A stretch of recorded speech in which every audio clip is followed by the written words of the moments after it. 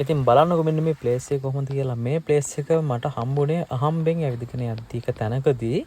ඉතින් මෙතන ලිඳක් තියෙනවා. ලිඳ පිරීලා ඉතිරිලා යන වතුර පාරක් තියෙනවා. ඒකම දොළ පාරක් තියෙනවා.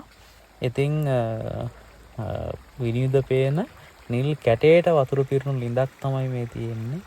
ඔයගොල්ලන්ට පේනවා ඇති. ලිඳේ පතුල පවා හරි පැහැදිලිව පේනවා. නිකන් ක්‍රිස්ටල් ක්වොලිටි එකට වතුර තියෙනවා. මං හිතන්නේ වතුරේ පාට චුට්ටක් වෙනස් වෙලා තියෙනවා. මෙතන මේ වතුර කිවුල් ගතිය ඇති. හැබැයි ඒ වුණාට පැනලා නාන්නම හිතන ෆීල් එකක් තමයි මේක දැක්කම හිතෙන්නේ.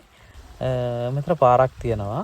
ඒ පාරෙන් යද්දි තමයි මම මේ හම්බෙන් දැකලා මෙතෙන්ට ආවේ චුට්ටක් බලන්න කොහොමද තැන කියලා.